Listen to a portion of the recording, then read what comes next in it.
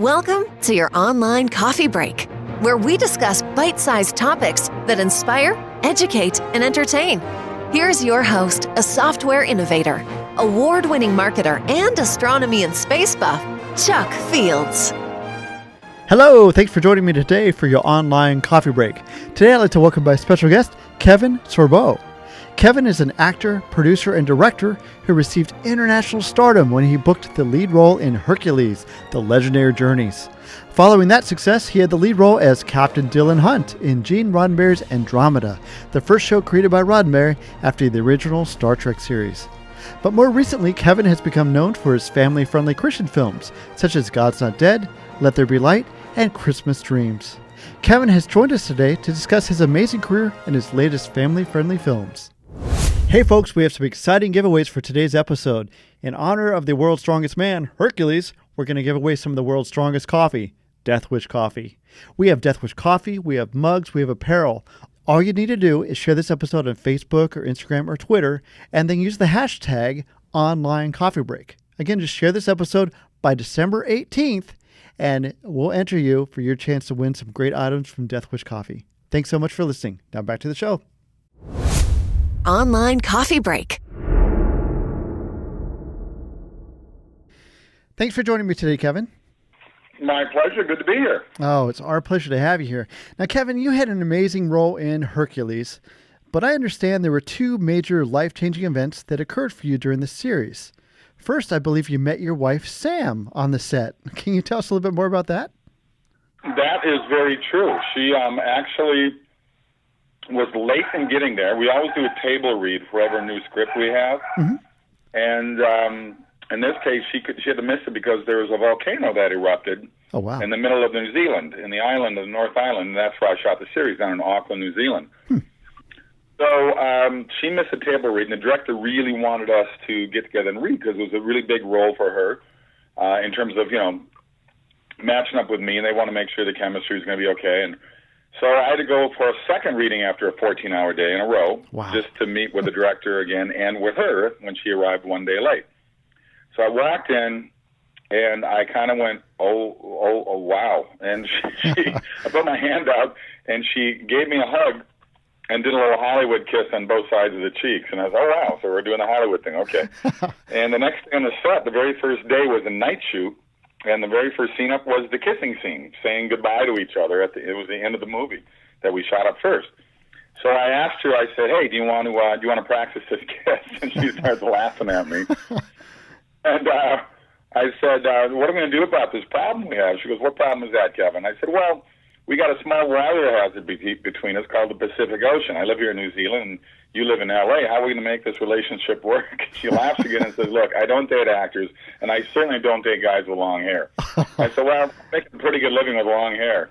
But I wore her down and actually got her out on the date the following weekend, and we just hit it off. Right away. And, we got engaged within 6 months, and I only saw her maybe about 3 months during those 6 months. But we both knew rather quickly, and, 3 kids later and 20 years later, here we are. I think that's fantastic. I always love hearing that story. I think that's amazing. Now, I do want to say this. KEVIN, we met a couple weeks ago at a Truth at Work conference, and that's where I picked up your incredible book. It's called True Strength, My Journey from Hercules to Mere Mortal and How Nearly Dying Saved My Life. The book came out in 2012, and it describes the life-changing event that also occurred during the Hercules series. I was wondering if you could tell us a little bit more about that. Well, it was 1 year later on the set of Hercules. I was starting to get all kinds of problems with my left arm, my shoulder, my fingers were cold and numb, and I couldn't quite figure out what was going on. Mm-hmm. But, I was working 12 to 14 hours a day. I was lifting weights heavy 2 hours a day. I was doing the vast majority of my own stunts because I wanted to, and it was fun. And I blew it off. And then I came back home at the end of season 5 and went on a 10-city tour of America, promoting my first big-budget movie called The Conqueror. And I got back to L.A., and the arm was just killing me. And finally went to see my doctor. He found a lump in my shoulder. At the time, he thought it might have been Hodgkin's, and he didn't tell me, but he said, look, we got to do a biopsy and check this out. But before he could do the biopsy, I went to see my chiropractor, And as I laid on the chiropractic bed, I heard a voice inside my head twice warning me not to crack my neck. What's weird about that is he's never cracked my neck. In the 8 years I've seen the guy, he knows I don't like it cracked. Well, he cracked my neck, and I suffered 3 strokes. Wow. And what that lump being way up my left subclavicle was a aneurysm that had been spitting out blood clots for months into my fingers, slowly, cutting off the circulation. That's why my fingers were so cold and numb all the time. And, I suffered for the next 3 years. I had vision, speech, balance, all kinds of stuff that I had to go through. The first 2 years were by far the toughest. The third year, the recovery came sort of in leaps and bounds. But I pushed myself way past what the doctors wanted me to do in terms of therapy. And I think a lot of it had to do with my age and my physical fitness level and all that. So I think if these things happened to me if I was in my 60s, 70s, or 80s, I think it would be a whole different story. But I was able to fight back. And I still have problems that I'm aware of, but most people, they wouldn't know that I had any problems at all. Well, now, Kevin, is that what inspired you? Because I know since then, at least in recent years, you've done these wonderful, incredible, family-friendly Christian films such as God's Not Dead and some others that we'll talk about. Is that what spurred you into going into that, sort of changing that career path a little bit? Not really necessarily. I mean, I certainly learned a lot from it, and I did write a book. It is called True Strength, as you mentioned. People can go to kevinsorbo.net to get an autographed copy. And the book, really, I didn't want to write the book. My wife sort of forced me to, so it was years after the strokes when I wrote the book. And it's been amazing. I didn't want to show the weakness of myself. It's the male ego, I guess. But yeah. It's been amazing to see people's response, what the book has done for them as well, to motivate them to stop feeling sorry for themselves. Where, as I said when I was at the event there in Indianapolis, I just said, look, we're all going to hit a roadblock if we haven't already. And how do you react to that roadblock? Mm-hmm. You can blame God and blame the world, or you can look in the mirror and go, okay, it happened. What am I going to do about this now? And that's really what the book is all about, is motivating you to stop feeling sorry for yourself and fight and finding your own true strength. The whole idea, after Hercules, I did 5 years in a series called Andromeda. So Great series, yeah. Pretty much, that was the first show Gene Roddenberry wrote after Star Trek. And so I had 12 straight years of TV, and then when that ended in 2005, I just kind of dove into doing movies, whether it was Hallmark or Lifetime or small independent theatrical release movies. It kind of became something I enjoyed doing, and it was 2 months here, 3 months there, but really, really fun parts. And in 2010, I got approached by Dallas Jenkins, who's a friend of mine. His father is Jerry Jenkins, who wrote the Left Behind novels, and he said, look, I got the script. I want you to read it. And I read it, and I said, I want the part of Pastor Ben.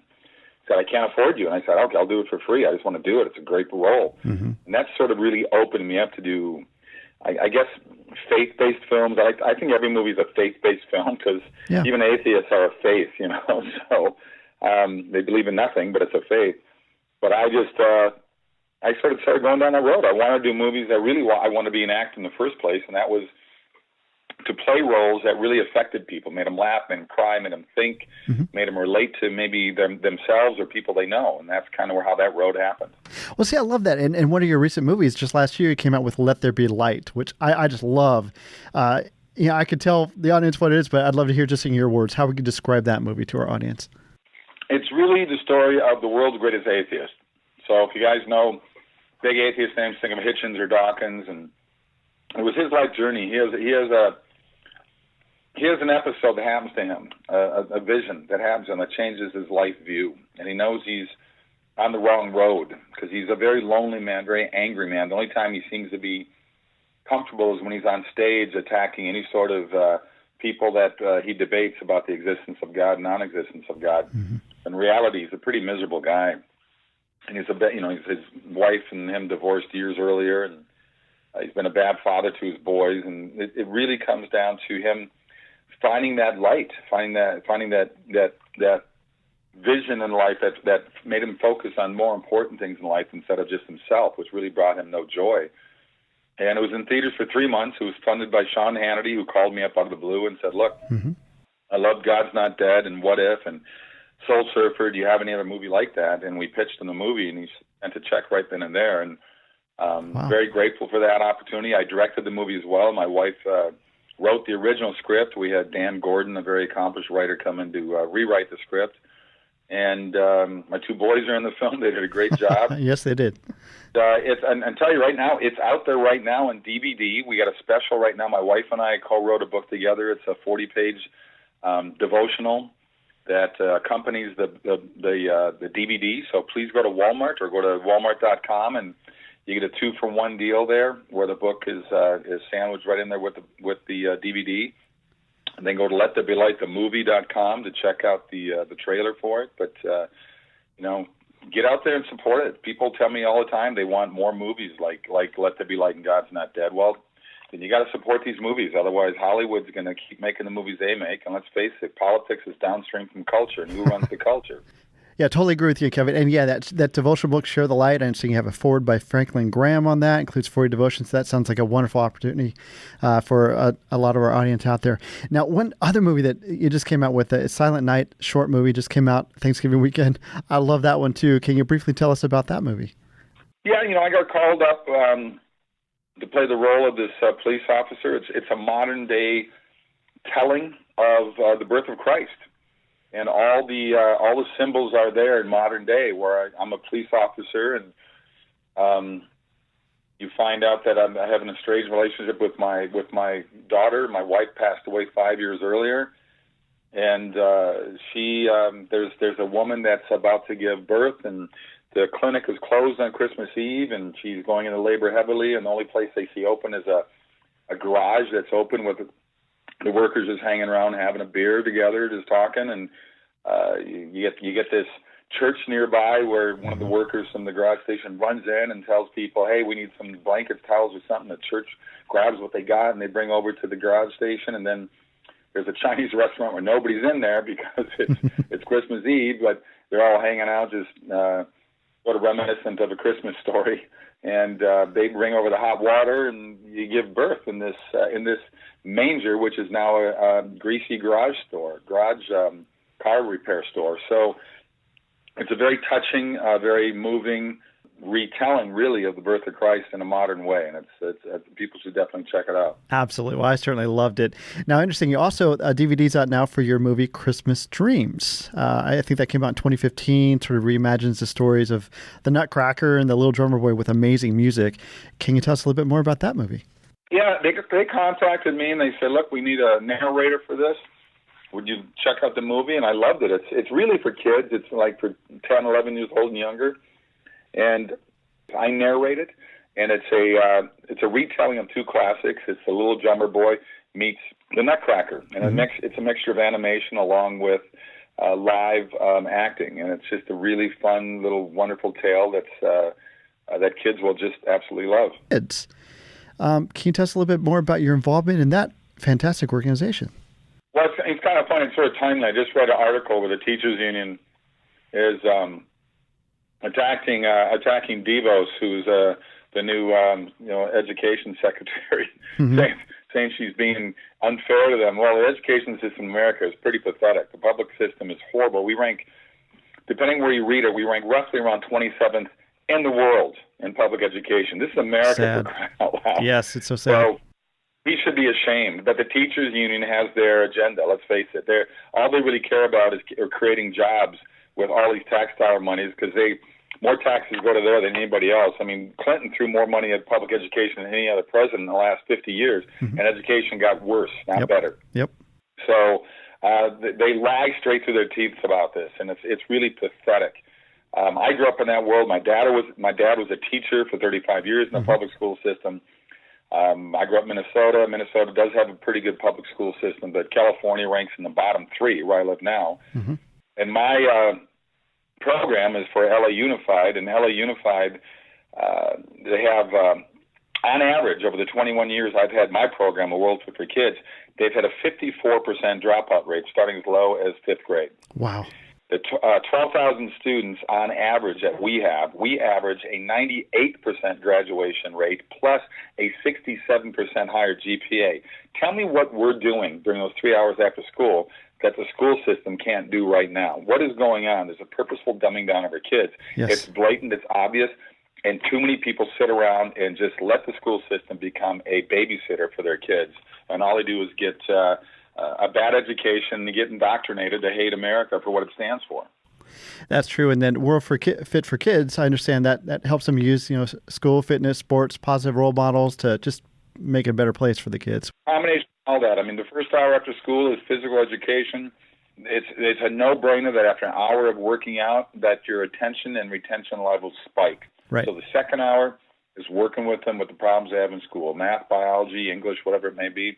The third hour really just deals with life and mentoring and becoming, a positive role model for these young kids to realize that, hey, you know what? We do care about you, and you can be whatever you want to be in life. You have to start learning to believe in yourself. Absolutely. And they can find out more about that at worldfitforkids.org, I believe. Yep, that's it. All right. Well, Kevin, I know you're super busy. I was just going to ask you real quick, what's coming up for you in 2019? It's a busy year. I can't complain about it. I've got 3 other movies coming out next year that are done. One is a movie that I directed called A Miracle in East Texas. I starred in it along with John Ratzenberger and Lou Gossett Jr. and Tyler Mane. Tyler was in the X-Men movies. Yeah. It's a true story set in 1930 about 2 con men that would woo widows out of their money on fake oil wells.